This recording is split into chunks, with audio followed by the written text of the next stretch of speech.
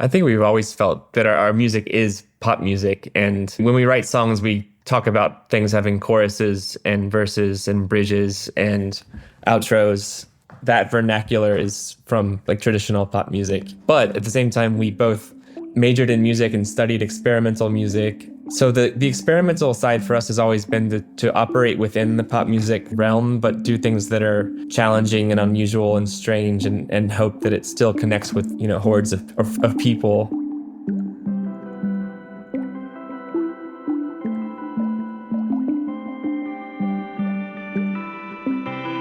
I'm Justin J, and this is The Plug.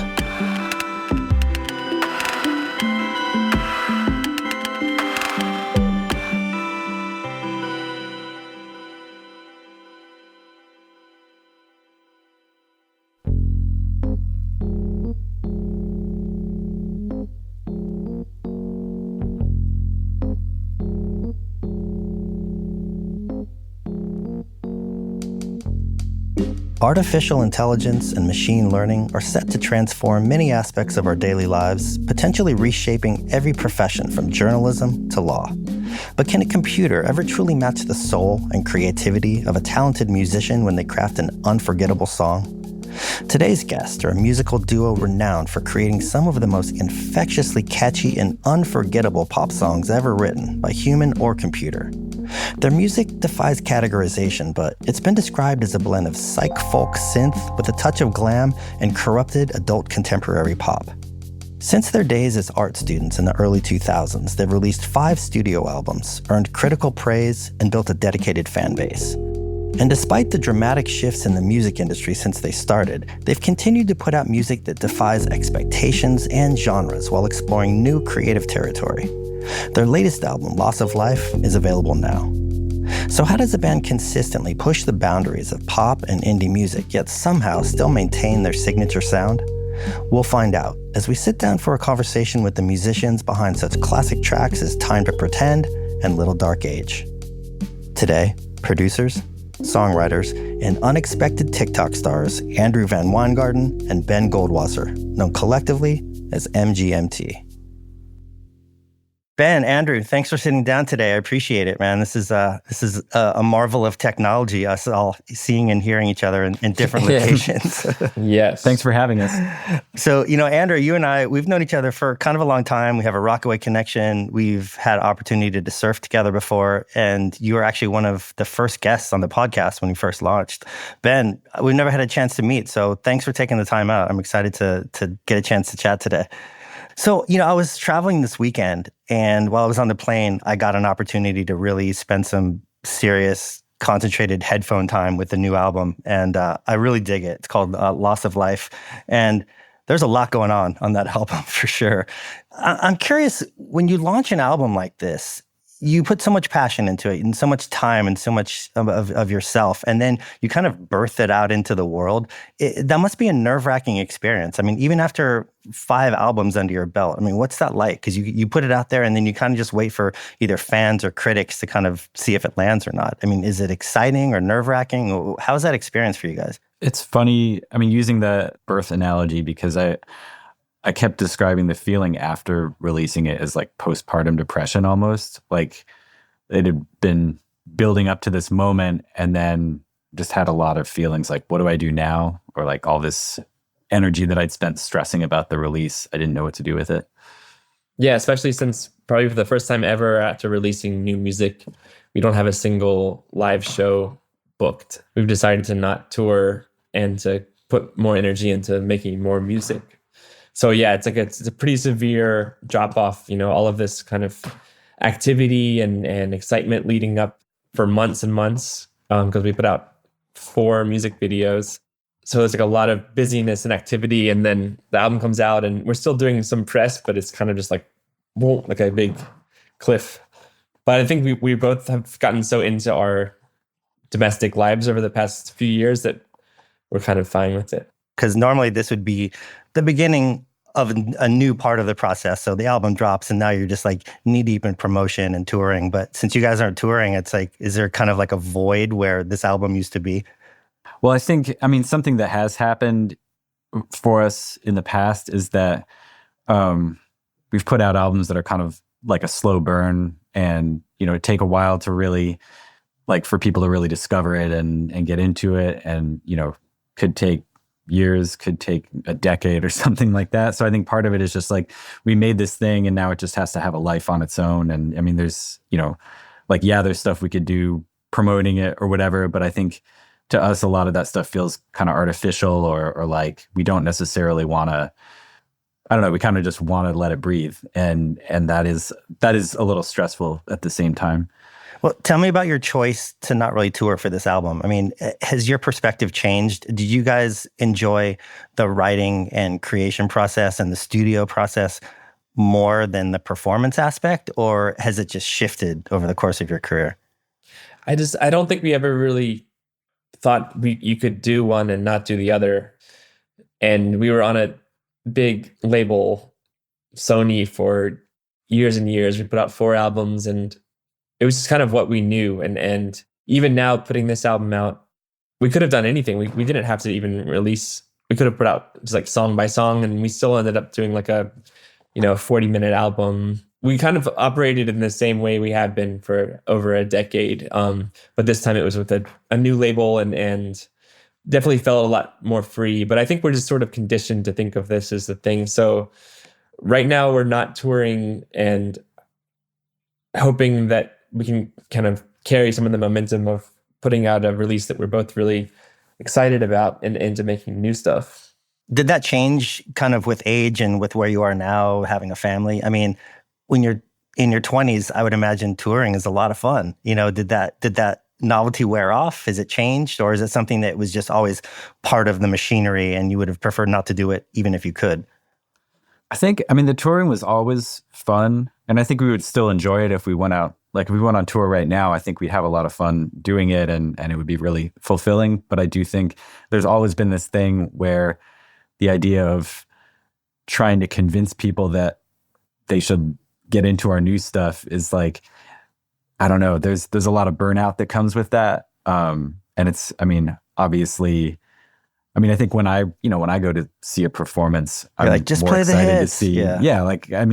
I want to see things I'm familiar with, and, I want to see a band pull that off live or something. And, it's not like, I can't really blame anybody for that. Yeah. But it is, as a performer, there's like kind of a weird disconnect with that, where we're in this world of getting really excited about something we just did, and then we're playing in front of a bunch of people who aren't in that same world with us necessarily.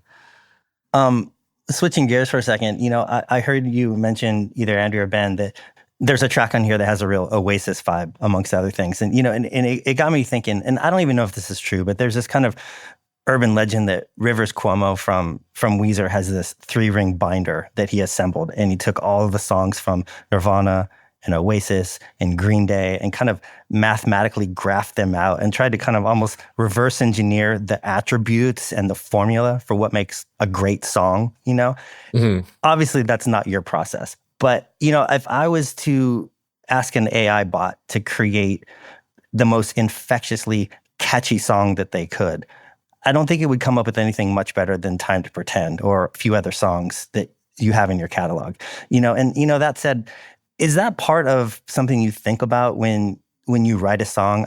Is pop and catchy song, are those dirty words to you guys? Because it seems at times you've almost kind of leaned into being experimental and consciously go away from that. Is that true? Or what's your connection with catchy pop songs? Because you guys do it so well.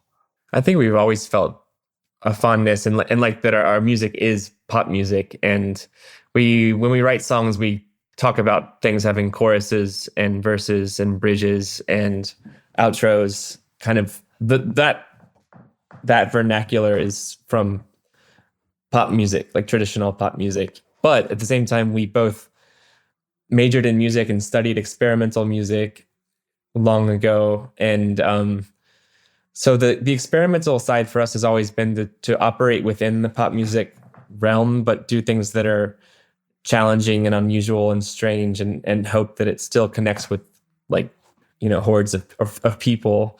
And there's plenty of great music that has done that for years and years, and that's kind of always been our inspiration. But I don't think we've ever been experimental in the sense that we're like releasing, the stuff that we had to like grit our teeth and sit through in college, listening to like, metal scraping noises for 6 hours or stuff like that. I still enjoy the sound of metal scraping. Yeah, Ben does, yeah. You guys really defy a specific genre, but at the same time, there's always people who try and like come up with these convoluted descriptions of what you guys are. And, as much as you experiment, you always kind of sound like MGMT, but I read this great description. You guys, it was described, MGMT is a psych folk synth with a touch of glam and corrupted adult contemporary pop.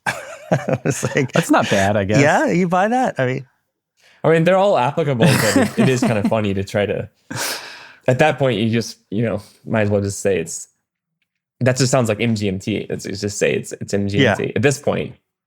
But yeah.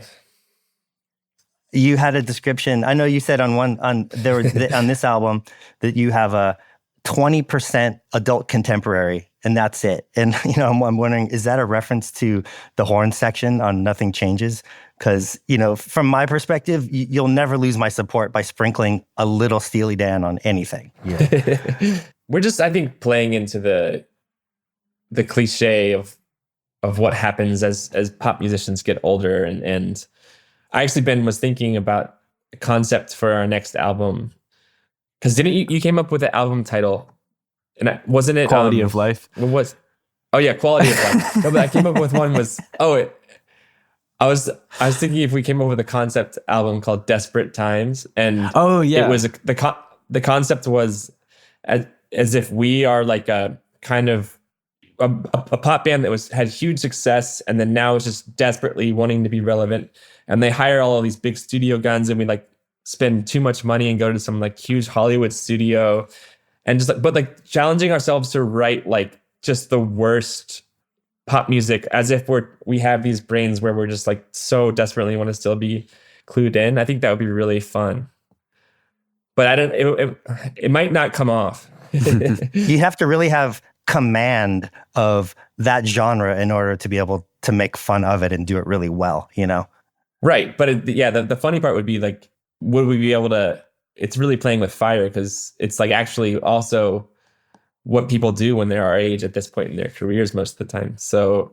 but I think what it would end up doing is if we had like a strong concept like that we thought was funny, we would end up just writing like really strange pop songs again. So sometimes it's fun to have that idea. I feel like to really pull that off, we'd have to have like a time machine in the past and like travel into the future and orchestrate this without our future selves knowing that it was happening. Right. Like that's maybe that could be a movie concept. That's why you guys do what you do. That's an amazing. I'm lost already. I don't even know what time zone we're in. Well, I'm not going to ask you to categorize yourself, but let me ask you this. So here's a good example. Imagine the biggest MGMT fan walks into a record store, which is, that's an old-timey sentence to begin with, apparently. But so an MGMT fan walks into a record store and they can only afford to buy one album. Who's on their short list next to you guys on that list? Or should I say, who would you be flattered to be on a list next to if they could only buy one album? Interesting way to think about it. At first, I thought of like Roxy Music for some reason. I think if they pulled out a classic Roxy Music album, that would be cool. But I don't know. I don't know if there's one artist that. What do you think, Ben? I mean, I don't want to say your competition, but like from a fan's perspective, who's in their genre list that's next to MGMT? I don't know. It's funny to me, like sometimes when I've checked out like on Spotify, like related artists, like what the algorithm wants me to listen to, and especially because I listen to MGMT a lot on Spotify to like reference tracks, like if we're working on something or whatever. So Spotify thinks I really like MGMT. So I'm trying to remember like some of the things it recommends to me. Like I actually don't necessarily want to name names because some of it, like fair enough, it's things that like I'm embarrassed to be compared to. But he's asking what we would actually like to be compared to. That was like the first thing that came into my head, I guess. So who are some of your main influences, I guess, to put it another way? Yeah. I mean, like great 80s pop bands, like synth, like a OMD or New Order or something, and is there elements of that? Sure. I mean, I think that, when I remember the bands that we've both kind of obsessed over at times when we were in the old days. Hall & Oates was there, Prince. But then we also sort of, not that this would be something that someone would pick out, but it kind of goes back to the last question about pop music. Like we always had this love for like just over the top pop music, and we covered like Pink, Just Like a Pill, and we used to do like this, like, I mean, it was kind of tongue in cheek or whatever, but like, remember, Ben, we were singing that really good version of the Sheryl Crow song, Soak Up the Sun, with my sister, adding a third harmony.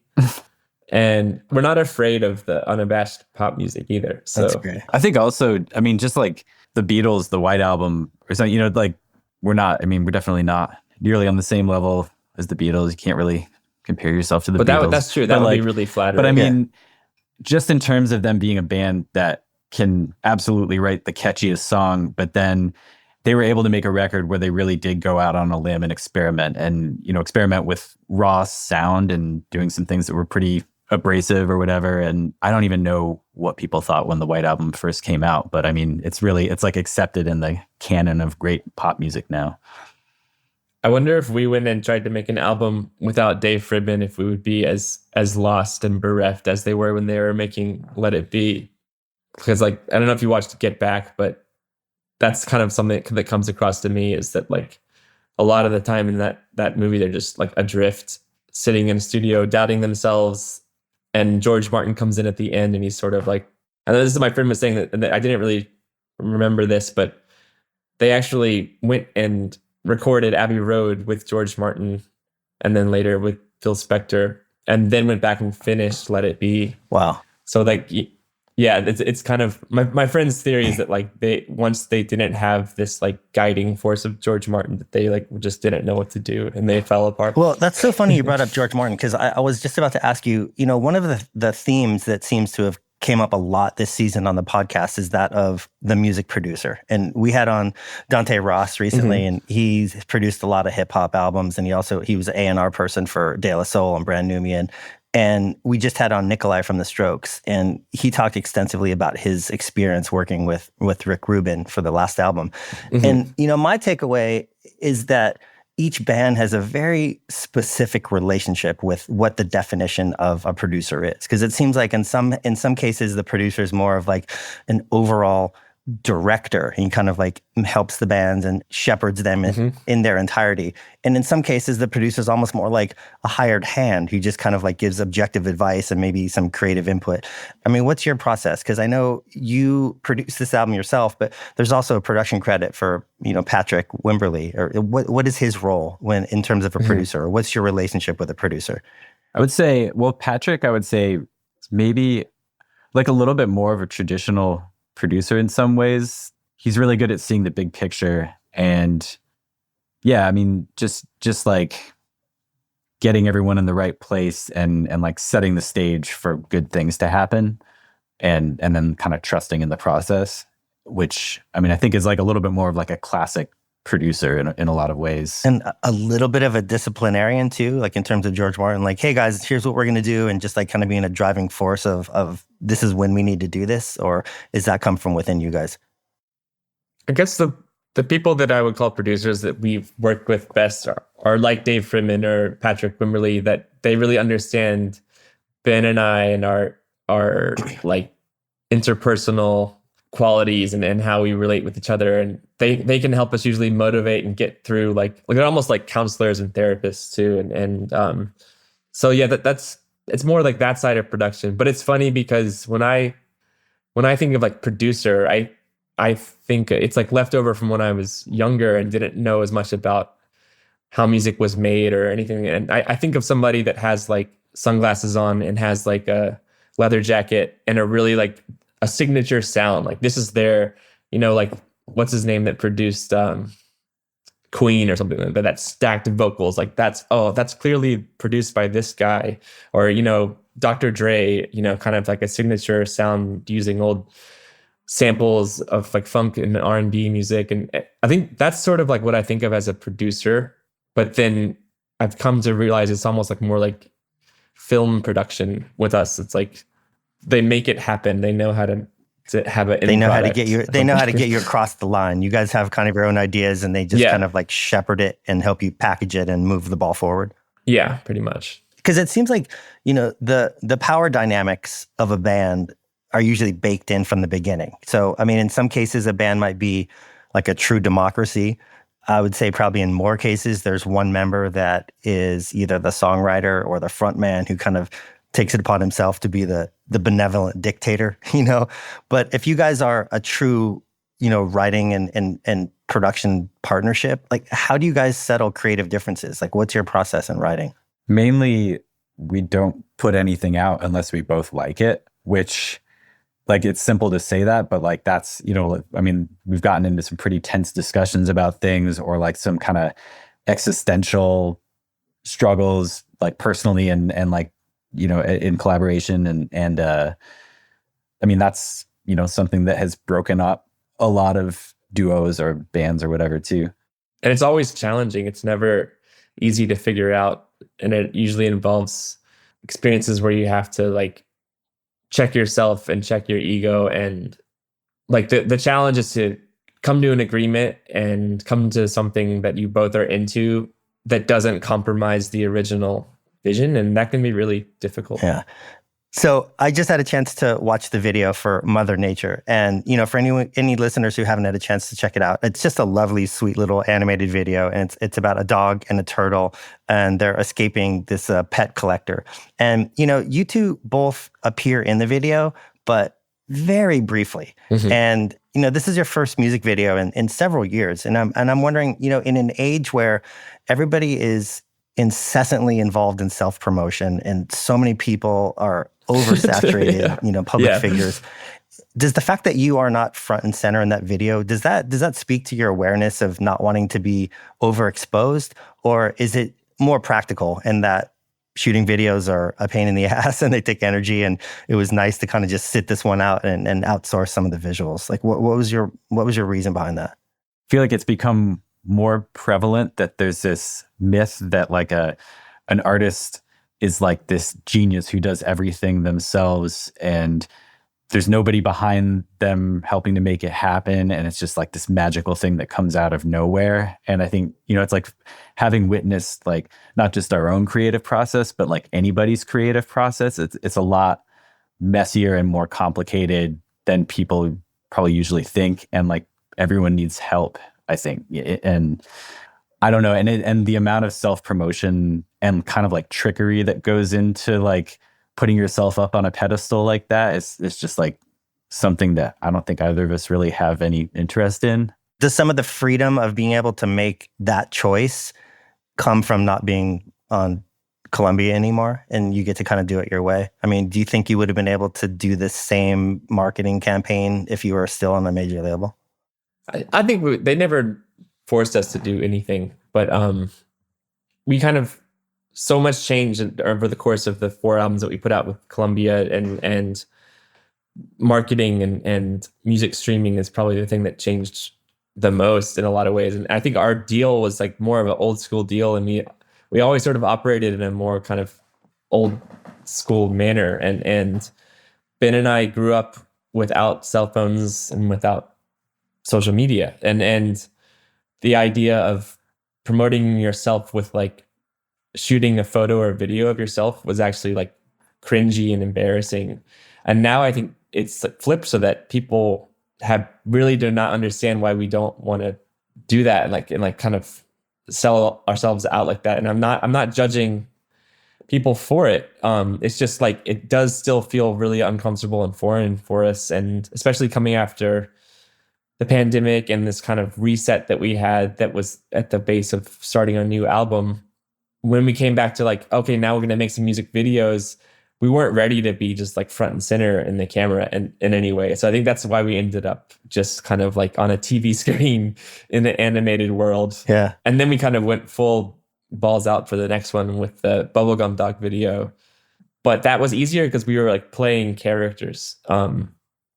And once we kind of got back into that, we found it kind of smoother to get into the promotion game. I mean, it's funny you mentioned, in a streaming world, I'm curious how the transformation of the music business in the last 10 or 15 years has had an effect on a band of your specific level. Because I would imagine from a brand new band that's just starting out, it's an amazing time because you can record very inexpensively. The tools of self-promotion on social media and the international distribution of music on Spotify, like those are great tools. But they also come with a cost, And so, for you guys, you have a great catalog of music, you have name recognition, you have a loyal fan base, but you're also not putting up numbers like a Drake or a Taylor Swift or somebody like that. But, you're kind of like almost like in the upper middle class of the music business. And I'm curious, like, have you had to, from a business perspective, have you had to adapt as a band in the age of streaming?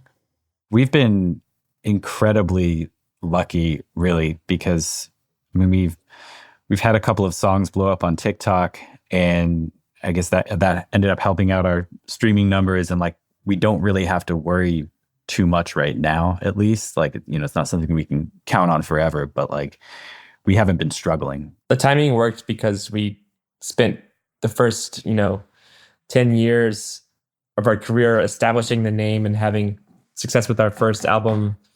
I think that's the issue, is like, yes, it is easier than ever for a new artist to make their own recordings and get their music out. But in order for anybody to actually hear it, there's no choice. You have to do all of the self-promotion that we're talking about. And I think our fortunate position is that we have the name recognition. And so, we have this like established listener base already. And I know it's really, really challenging and difficult. And I mean, that's why that I'm behind that bill to make their minimum 1 cent per stream for artists up to 1 million streams, so that, because right now with Spotify, the deal is that I think if you have a song that gets less than 1,000 streams or maybe 10,000 streams in a year, they'll take it off Spotify, which is like just crazy. It's like, yeah, it's really like, it's a different world. That's so crazy. I mean, I saw this meme the other day that was saying, like, that little tiny pocket that's above the big pocket on the right side of your jeans, that what that's for? That's the Spotify royalties. Yeah. But I mean, how does that play into, you guys are not touring for this project. So, I mean, basically the revenue stream is essentially strictly from streaming royalties? Yeah, we still do publishing syncs and ads and that kind of stuff. Yeah. But I mean, I think for a regular band, that would be would not really be an option. I mean, I don't even know. I mean, I don't really know that well how the economics of it all work. But I mean, I do know that, for especially a smaller artist touring right now, it's like the profit margin is not great at all. I mean, it's like, kind of like reminds me of things I've been reading about people trying to keep restaurants alive, like in, especially post-pandemic, where it's like, there's this myth that like a great restaurant just, stays around forever because it's a great restaurant, but like, that's obviously not true. Like you always hear about like some, 5-star restaurant closing because of, they couldn't make ends meet somehow. That's the other thing that, like, speaking of myths, like this idea that, a band makes a great record and they go out and promote it and they're just raking in the cash. And the truth is, like, we're maybe we could still be at the level, but like if a band goes to play Madison Square Garden, they're like they're usually losing money to play Madison Square Garden. Like it's like something you do so that you can say we played Madison Square Garden. There's all of these things, like these inner workings of the music industry that really suck. Like if you want to be Grammy nominated, you have to go like sell your soul around the country. Like it's not like somebody's like, oh, this was a great album, and then a bunch of people were like, this was a great album, let's nominate it. That's like not how it works at all. It's not this organic thing, it's like you have to have a campaign, and it's just like that kind of stuff. I think Ben and I just get kind of grossed out by. Well, it seems like the powers that be have now found a way to kind of screw artists on streaming when it used to be on a record label. But I mean, I was reading about, remember the Columbia Record Club? Not affiliated with Columbia Records, but you'd send like a penny in and you would get 12 records. Like that was a whole scam, because the whole way that the accounting was done, those albums, the 12 albums that were sent for 1 penny were accounted as a gift or a promotion. So the band got 0 royalties from those. And then, I mean, it was a scam from top to bottom from the artist's perspective. So wild. Yeah. So I always find it a little bit foolish to try and take any artist's lyrics too seriously. I mean, there's definitely an element of creative license and, narrative and storytelling, but especially in hip hop in particular. But, I was listening to some of your old catalog, getting ready for this, and I thought it was really interesting that your career is kind of bookended by 2 songs that have an explicit reference to drugs, but they talk about it in a very different tone. And I just want to read you something real quick. In Time to Pretend, you say, I'll move to Paris, shoot some heroin, fuck with the stars, you man the island, the cocaine, the elegant cars. But on this album, and I Wish I Was Joking, you say, here's the thing about drugs. They'll sink your mind and steal your friends. You kiss the sky below the bed. You get in the car, but don't go. Has your perspective changed with age? Is there anything autobiographical about that, or am I just reading too much into those lyrics? Well, I think you have to remember that the Time to Pretend lyrics are... There's pretend is right there in the title. Yeah. Yeah, they're sarcastic. They were written when Ben and I were at a small liberal arts college playing like dorm room shows, and singing these lyrics was really funny to us and our friends because... And then, the whole story of MGMT.